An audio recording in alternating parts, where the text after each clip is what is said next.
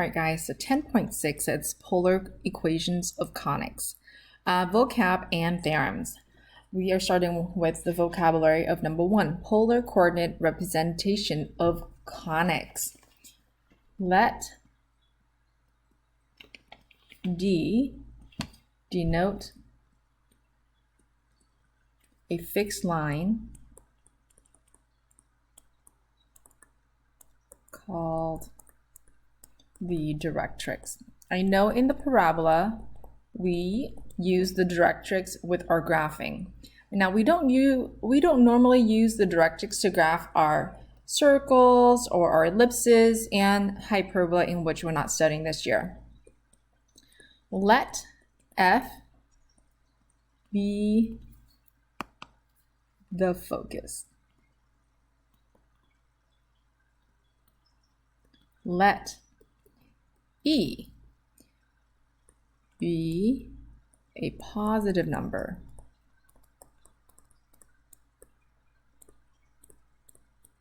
Called eccentricity.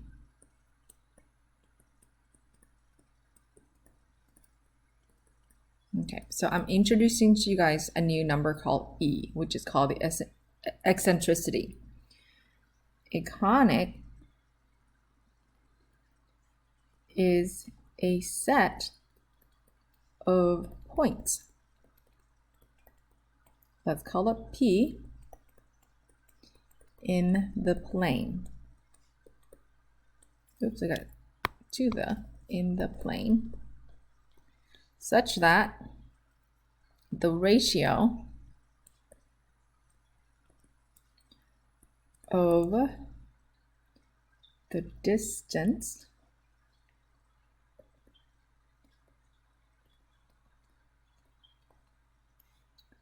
from F, which is the focus, to P, which is any point on the circle, on the parabola, on the ellipse, on the what are we not studying this year? Hyperbola, okay? Any P. To the distance from D, which is the directrix, to P equals E. In a little bit, I'm going to make this a lot simpler for you guys to understand. Here we go. That is, a conic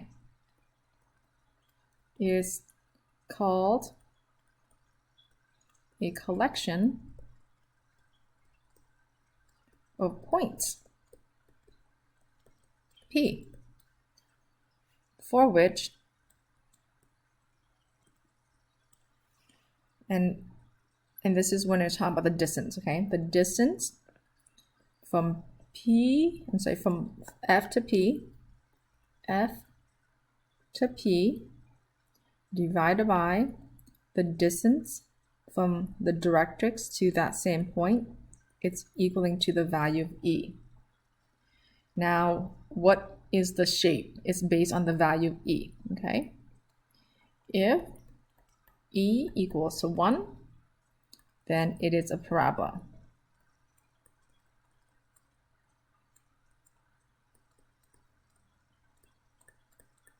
If E is less than 1, then it's an ellipse.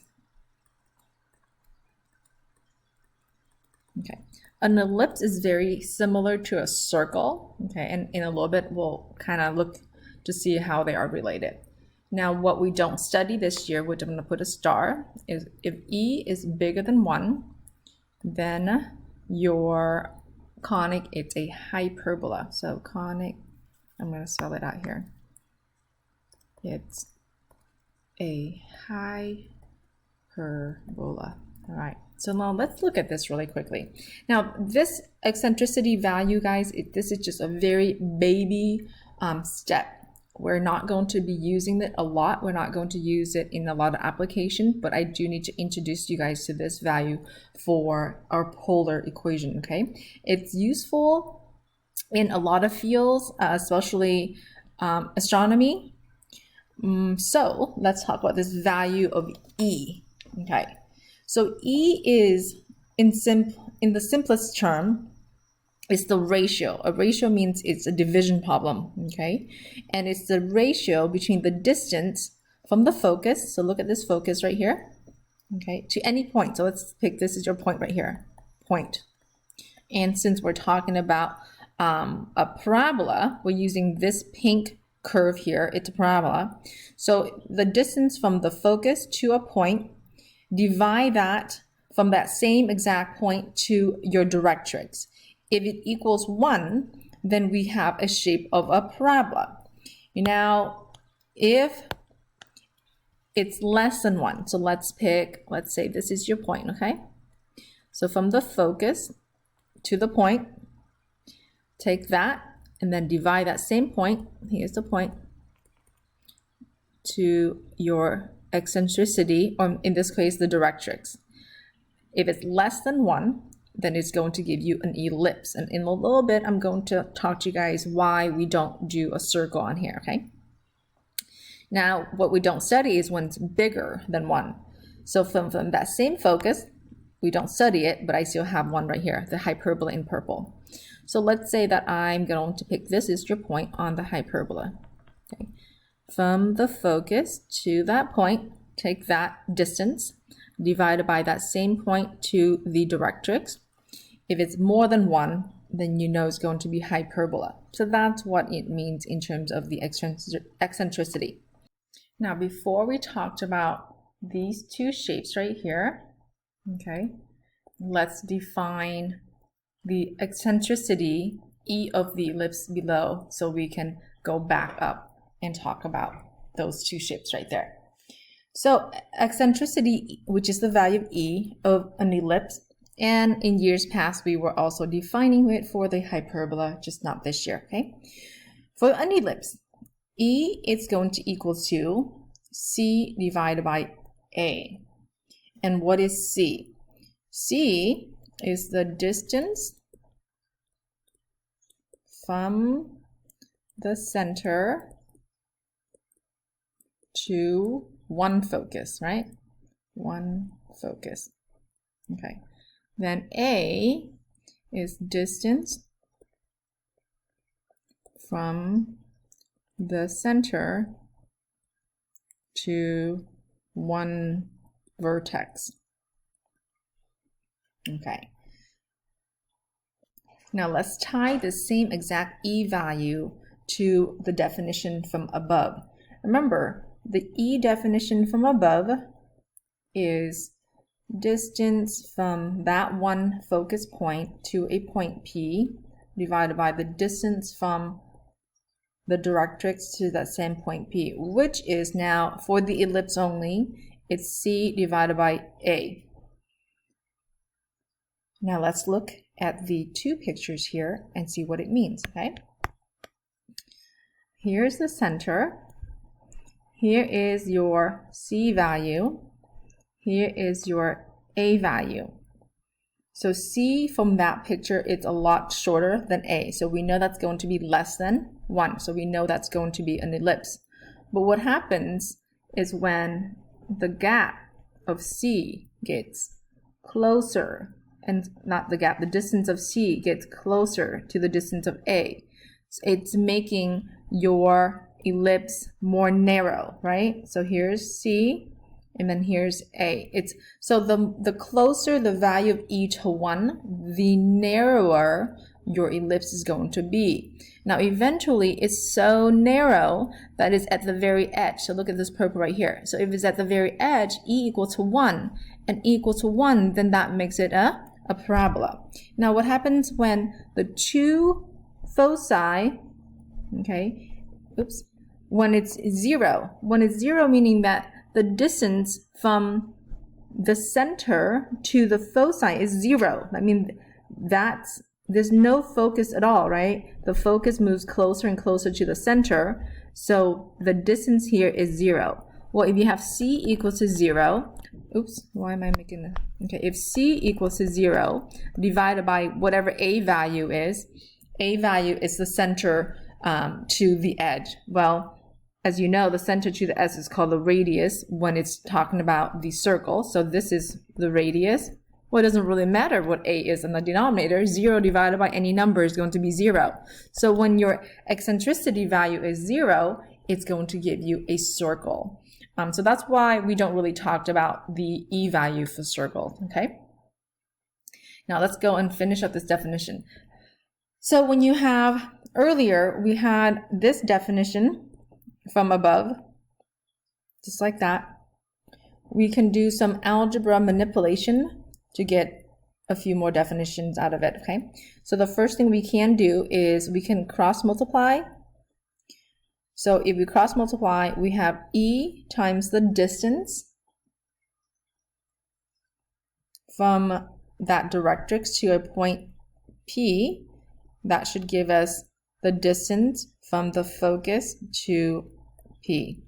Now we can also solve for the distance from the directrix to P. So the distance from the directrix to P, if we again do some algebra manipulation, we should have our distance from the focus to the point divided by our e value. That just those two equations derived from algebra manipulation. Okay, let's go on and do the theorem. Polar equations of conic. The focus here, if you can see this, it's always at the pole. And your e value that's used in here, it's going to represent the eccentricity. Okay. Equation number 1. If UCR equals E times P divided by 1 minus E cosine of theta. This is your polar equation of a conic.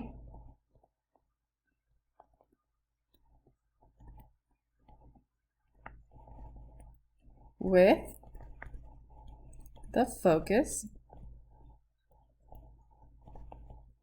at, whoops, that's all together, at the pole, and directrix is going to be perpendicular to the polar axis,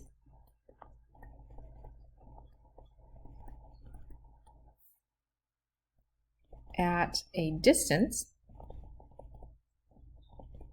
let's call it P to the left of the pole. Okay. So next equation, R equals E times P divided by 1 plus E cosine of theta. Now, the first few words will be the same. It's still going to say polar equation of a conic with the focus at the pole. So I'm not going to write that down on each box. So I'm just going to do dot, whoops, I didn't mean to have a highlighter there. We're going to do dot, dot, dot, and we will continue with the directrix, okay? Directrix is still perpendicular to the polar axis. Okay, so that part's still the same for this. At a P, distance to the right of the pole because it's a positive cosine. Okay. Next, we are going to take care of the sign. R equals E times P divided by 1 plus E sine of theta. And again, we're going to do dot, dot, dot, and we'll start with the directrix. Directrix is going to be parallel to the polar axis.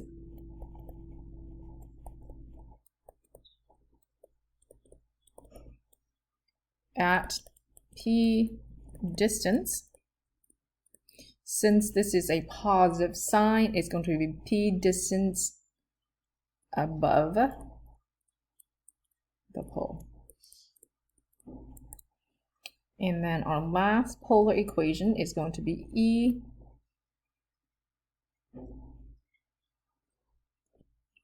P divided by 1 minus E times sine of theta. Now it's going to be super similar to the one right above it. The directrix for this one, since it's sine, it's still going to be parallel to the polar axis at P distance below, below the pole. All right, now let's just review a little bit what the E value mean. If we have an E value equals to 1, that's going to give you a conic of a parabola. Okay, so the conic is a parabola, and the axis of symmetry is perpendicular to the directrix. Let me just go get a different color pen to get the next E value. Next is going to be E is less than 1, and we talked about this quite a bit. The conic is it's not a parabola, it's definitely an ellipse. Okay, so it's an ellipse. And we have major axis is perpendicular to the directrix.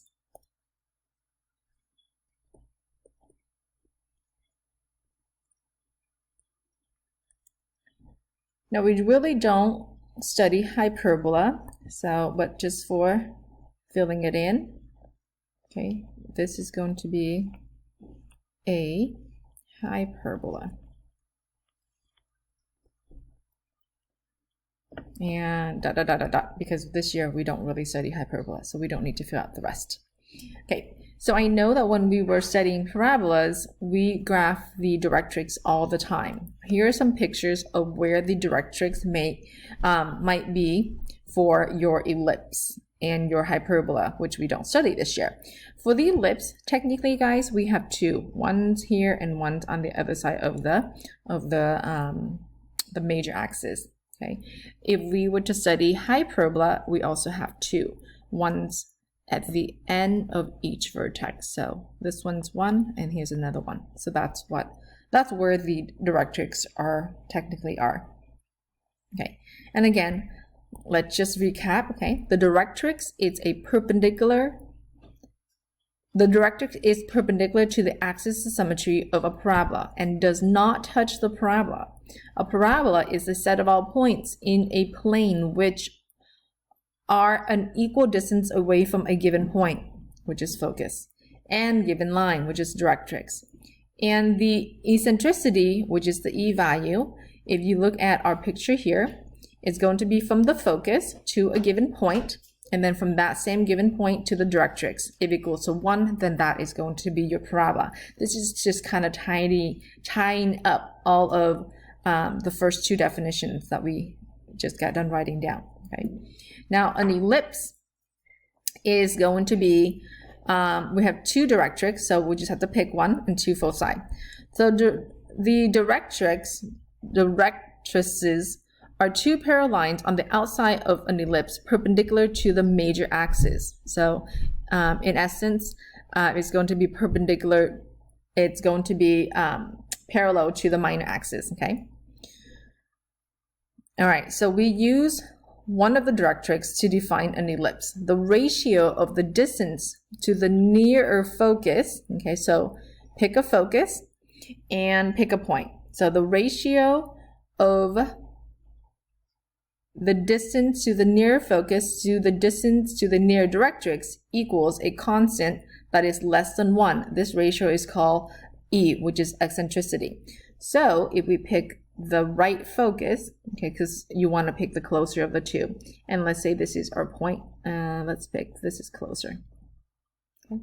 So from the focus to here, that should be the same distance from here to here. Okay. I'm sorry, not the same, less than. So let's say this is L1, this is L2.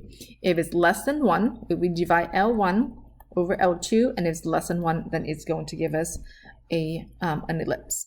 Example 1, find the center, vertices, and foci of the ellipse. Graph each one by hand, okay? So it looks like we have 3 examples here. I'm going to do the first one, and let's see, example 1A and example 1C. So that means example 1B is all on your own. You got it? So let's label center, vertex 1, vertex 2, center versus foci, focus 1, focus 2. These are all the things we have to do in addition to graphing.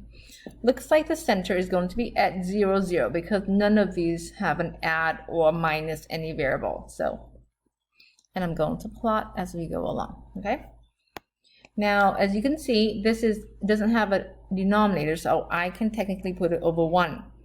Since y squared is over 16, that's a bigger number. 16 is bigger than 1. So what's happening is that it's going to position vertically, okay? Vertically position. Well, I know that is always the bigger number is always a square. So a squared equals 16. So a equals square root both sides. A equals to 4. Technically plus or minus 4, but remember a must be bigger than b, and both of them must be positive since we're talking about distance. So I'm going to go up 4 units. 1, 2, 3, 4. 1, 2, 3, 4. So that's your A. This is going to be vertex 1, and this is going to be vertex 2. Yes, you can switch V1 and V2. It doesn't really matter. So order pairs would go 0, 4, 0, -4. Now I know b squared is the other denominator, which is 1. So b equals 1. I'm going to go to the right 1 unit, to the left 1 unit, and make my minor points. So connect the dots. So graphing is probably the easiest out of all of these, okay? Now I need to find c in order for me to find the foci. So remember, the equation is always a squared equals b squared plus c squared. I know a squared is 1. I'm sorry, a squared is 16. I lied. A squared is 16. B squared is 1 equals c squared. Minus 1 to both sides. So 15 equals c squared. C equals square root of 15, which I can't write right now. There they go. Technically, again, plus or minus. But c is going to be a distance, so I don't need to do plus or minus, okay? So I know the foci will be along the y-axis since that's where the vertices are. So that means only the y coordinate needs to change from the center. So the x coordinates of focus 1 and focus 2 are maintaining the same thing. So I'm going to go 0 plus or minus square root of 15. If you want foci to be on the top, let's just say square root of 15 is about the square root of 9, square root of 16, so this is 3, this is 4, so closest to 4, okay? So closer to 4. So somewhere here, how about that?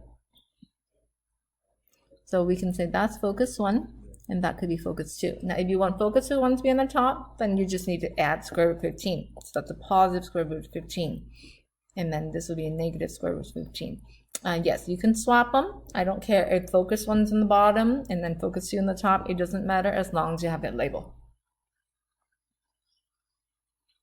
All right, and I think we found everything and we graph everything out. It's going to highlight all these answers. Like I said, I'm going to do example 1A and example 1C, and then I'm going to leave example 1B all on your own. All right, 1C, looks like you need to do a little bit of completing the squares. Let's put all the x's first together. X squared plus 8x plus a blank space. And then this is 3y squared minus 6y plus a blank space equals to 5. Now before you can fill in your blank, we have to factor out your leading coefficient. All right. I took out a 4, so this is x squared plus 2x left plus a blank. I took out a 3 on the y, so this is y squared minus 2y plus a blank. Let's fill in the blank spots, okay? Okay, here we go. If I can get a pen. All right, half of that, so half of 2 is 1, 1 squared is 1. What you added on the left side, we would now go and add on the right, except that this one gets multiplied by 4, so that gets multiplied by 4. Over here, half of 2 is going to be 1, 1 squared is 1. Same thing, except again, this thing gets multiplied by 3, so we are going to multiply the right side by 3 as well. Then from here, let's factor, okay? So x plus 1 quantity squared, drop down your 3, y minus 1 quantity squared equals 5 plus 4 is 9, 9 plus 3 is 12. Now, mind you, you can't have a leading coefficient here. I'm sorry, it's not the fact you can't have a leading coefficient, but we have to make this into, the equation has to equal to 1. So you have to divide each and every term here by 12 to make the right side equals to 1. If you do that, we can reduce that. X plus 1 quantity squared over 3 plus y minus 1 quantity squared over 4 equals to 1. So that's an equation that we could use to find all of our information. Okay, we can start with the center. Let's use a pen. Center is going to be negative 1, 1. So let's plot it. Let me go and make some tick marks if that's okay with you. Okay. I'm gonna go 1, 2, 3, 1, 2, 3, 1, 2, 3. All right. Center is negative 1, up 1. So that's my center. Let's see how this is positioned. What you want to do is look at the bigger number. It's with the y, so we know it's going to be vertically positioned. So if it's vertically positioned, I know a square equals 4. So that means a equals a distance of 2 units. So that means I'm going to go up 2 to make my vertex 1 and down 2 to make my vertex 2. Okay. Then that means this dude over here, that's your b squared. So b squared equals 3. That means b is rad 3. And rad 3 is the distance in between 1 and 2. So I don't care if you go anywhere in between 1 and 2 distance. So, oops, and I meant to put that across of the center. Here we go, like there. So that will give us the minor points to draw out our ellipse. And this one looks a little bit circular than the other ones. There you go. Now let's find C for us, so that way we can find the foci. So it's going to be a squared equals b squared plus c squared. A squared is 4, b squared is 3 plus c squared. So that means c equals 1. Okay, c equals 1, so that's going to go up 1 to make focus 1 and down 1 to make focus 2. All right, I have the center. I'll box that up. I now need to go find focus 1, focus 2. I'm sorry, vertex 1, vertex 2, focus 1, and focus 2. All right, let's fill it in. All right. So the center, the x value will not change for the center or the foci. So I'm going to write the -1 back on all of them. All right. Since it is vertically positioned, only the y values are changing. To get vertex 1, I'm going to add a value. A is 2. So 1 plus 2 is now 3. And technically, you can count. Okay. Same thing, now I'm going to subtract 2. So 1 subtract 2 is now -1. And that should totally match up with your point, vertex 2 on the graph. For your foci, we would take the y coordinate and add the c value. Since they're both 1, when we add them together, we'll get 2 for focus 1. And then the y-coordinate of the center is 1 minus c value is going to be 0. So those are the two ordered pair for foci. Example 2. Find an equation for each ellipse, then graph the equation by hand. They give us the vertices at positive 3 and negative 3, 0. So V2. Now you can put V1 over here, V2 over here. It doesn't really matter to me, okay? All right, so we get the vertices. So that means since the vertices is on the x-axis, we know this is horizontally positioned. If it's horizontally positioned, then the x square should get the a square. Then that means the b square is left with the y. I know the center is right in the middle between the two vertices, so we know the center is at 0, 0. They gave us c equals 2. We know a is 3. So a is always half distance between vertex 1 and vertex 2, or the distance from the center to one of the vertices. So that means a squared is 9. If c equals 2, well, I guess I can go straight to c squared equals 4. So let's use Pythagorean theorem for the ellipse. A squared equals b squared plus c squared. A squared is 9 equals b squared. C squared is 4. That means b squared is 5. That is enough for us to write our equation. A squared is 9, put 9 in there. And then y squared over b squared, which is 5, equals 1.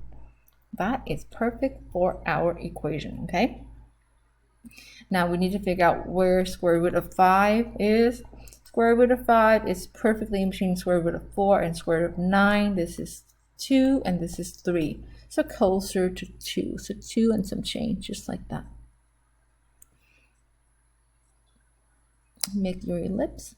Try your best to make a nice ellipse. It doesn't always happen for me, but I'm still trying. All right.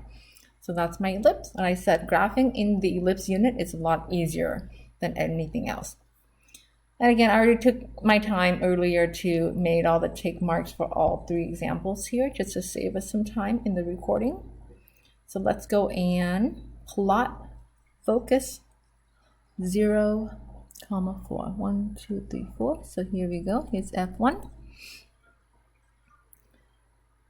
And then the vertices are 0, 8. Do I have 8 tick marks? If not, I need to add one more. So do 8 right there.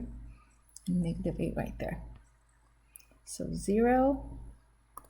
So vertex 1, vertex 2. Okay, so that means the foci number 2 is 4 units down from the origin. Just like that. Okay, now we know the center is at 0, 0. Because the center is right in the middle of the two vertices, or right in the middle of 2 foci. So if I know the center, which is right here, I know C equals 4 units. But C squared is 16. I know A is 8 units. So A squared equals 64. Let's find B, because I do need B to find the 2 point for the minor axis, okay? So A squared equals B squared plus C squared. 64 equals b squared plus 16. Subtract 16 from both sides. So b squared equals 48. Now 48, simplify that. I don't need to simplify to write my equation, but I do need to simplify to plot, okay? Let's write the equation first. Center is at 0, 0. So x squared over something plus y squared over something equals 1. Since the vertices are on the y-axis, this is going to be vertically positioned. So that means the a squared is going to go under the y squared. So 64 goes here. 48 goes here. Again, I don't need to simplify that to write my equation.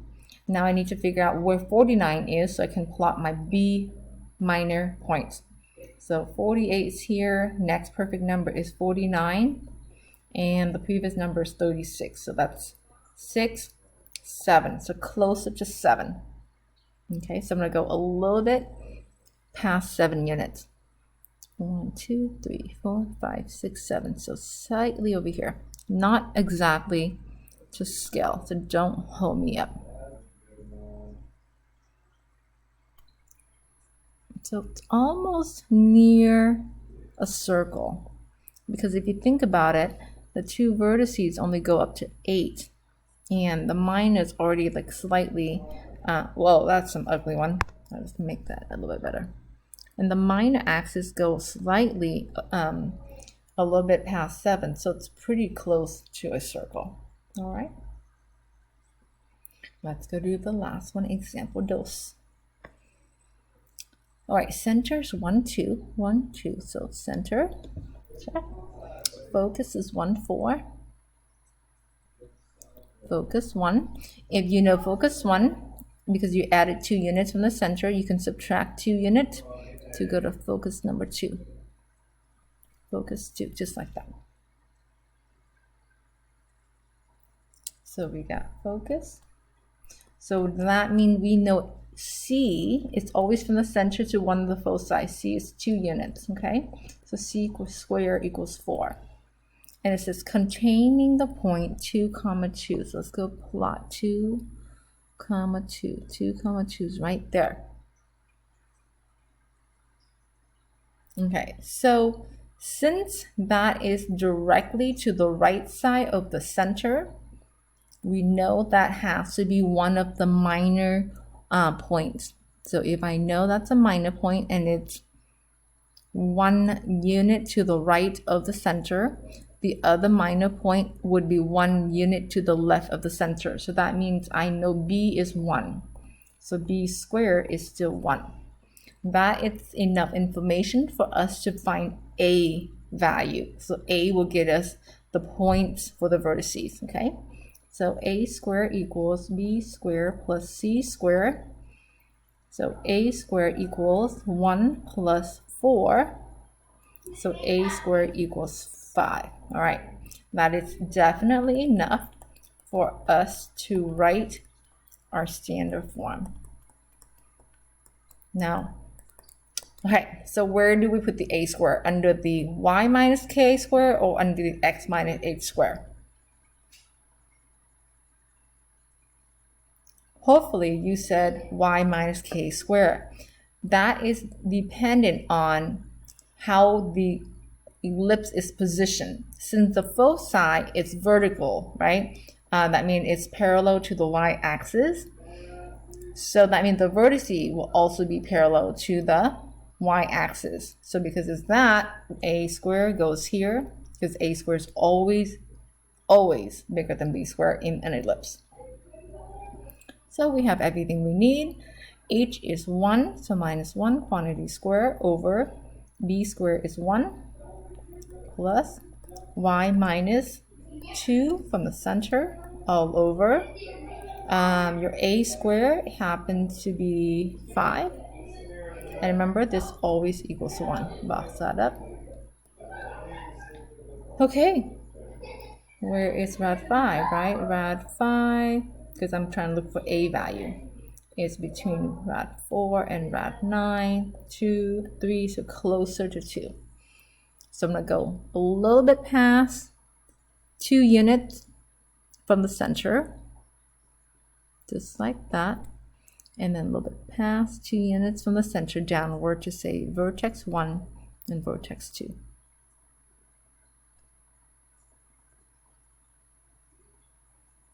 Just like that. And let's see, did we find everything that it asked? Sounds good. We're done. Hi guys, this recording it's for example 3 from section 10.3, okay, on the ellipse. All right, so example 3 says write an equation for the ellipse. So first we have to identify the major axis. The major axis is parallel to the y-axis, okay? What does that really mean? It means that I want to start with an equation of x minus h square, okay, over something plus y minus k square over something. It's either a square or b square, always equals to 1.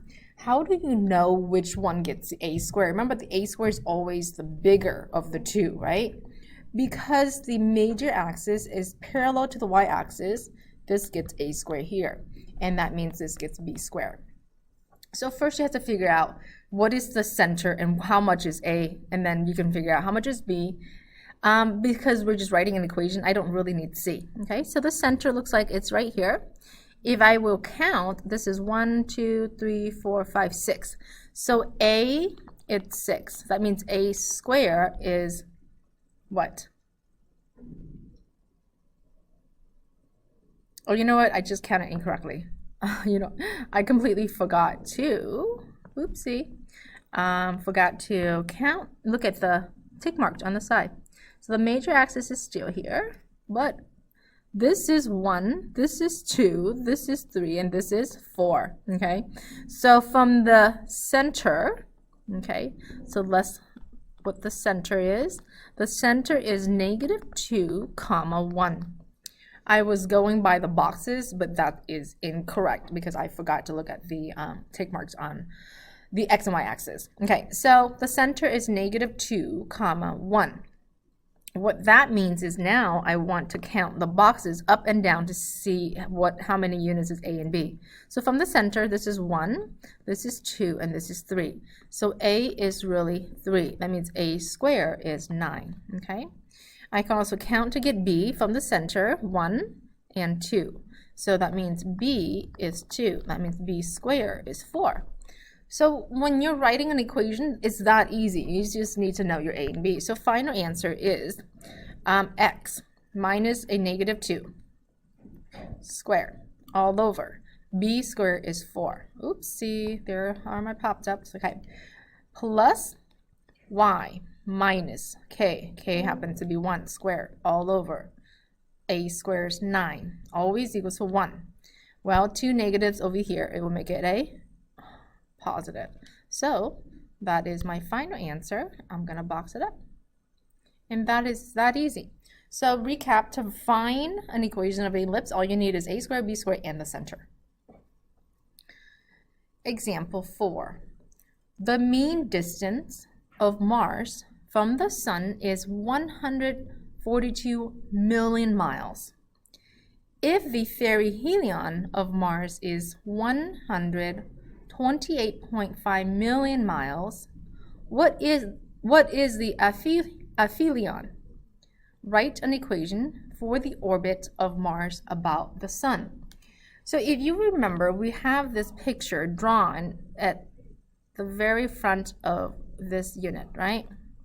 So we drew a picture and we say, hey, sun, hey, Mr. Golden Sun, please come out and play. That's what my kids would sing. Okay, so here's the sun somewhere over here, okay? Then we want to know what is, we have to write an equation and we want to know what is aphelion. So aphelion, based on our definition, is the longer distance from the sun, okay? That means perihelion is the shorter distance from the sun. So this is where it is. Okay. And based on our instruction here, it says that the perihelion is 128.5 million miles. And in addition, it went on and it said, hey, the mean distance, it's 142 million miles. And based on the definition, oh my gosh, these pop-ups are driving me crazy. Based on the definition, the mean distance is from the center, okay, to the vertex, or one of the vertices. Okay, so this is your mean distance. So it says 142 million miles, okay? So to write an equation, we would start with the standard form, okay? I'm going to assume the center is at 0, 0. Center at 0, 0. Just like in oh my gosh, just like in application of the bridges or the satellite or the searchlights, okay, you can move the vertex anywhere you want. In this case, you can move the center anywhere you want, but it's probably best and easiest for us if we start at the center 0, 0. This one, the major axis is horizontal. That means it's along the x-axis. So what I'm going to do is I'm going to start with the standard form. So x minus h squared. Because it's horizontal, a squared, the larger value goes here, plus y minus k squared all over b squared equals 1. So all I need is to find what a squared is supposed to be and b squared is supposed to be, since I already know the center. The center is just going to be x squared because the h is 0, okay? So I know, okay, again, I know what the mean distance is. The mean distance is 142 million miles. That is the value of a. So this is the value of a. So to do a square, okay, I'm going to assume that this is all in million of miles, okay? A square, I'm going to square it. So 20,164 million miles. So that's a square. Now, I can totally try to find b, because that's what I need to write in the equation of my line. And I'm going to go back to the equation of a squared. It's always b squared plus c squared, okay? Well, I know what a squared is, right? A squared is 20,164 million miles.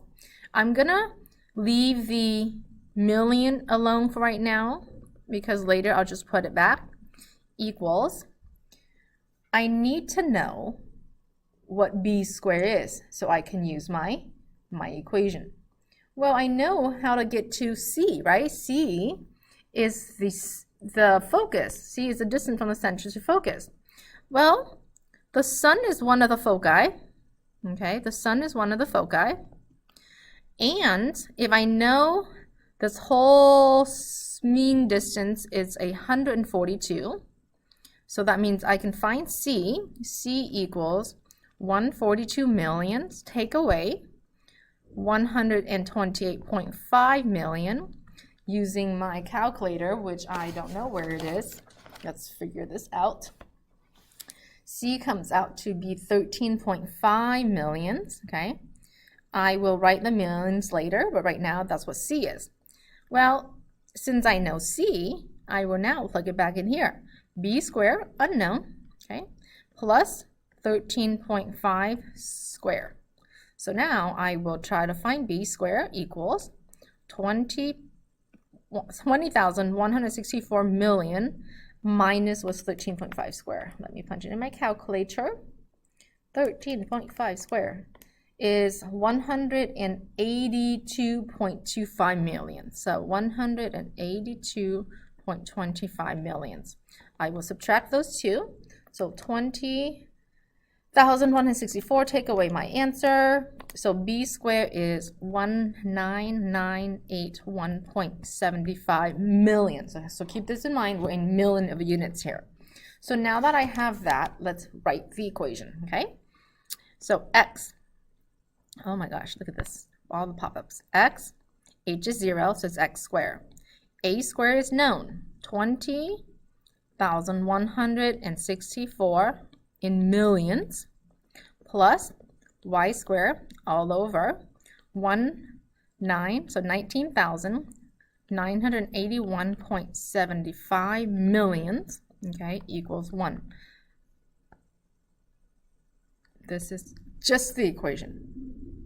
Then it wants to know what is the aphelion. Aphelion is that longer distance, okay? So all I'm really going to do is I'm going to take 2 times the mean distance in terms of millions, take away my shorter distance, which is 128.5 millions, which is now going to give me 155.5 million miles is the aphelion. Okay, so this is really kind of putting back into, do you know what word means what in the in the orbital of Mars around the sun. And this is the end of our example.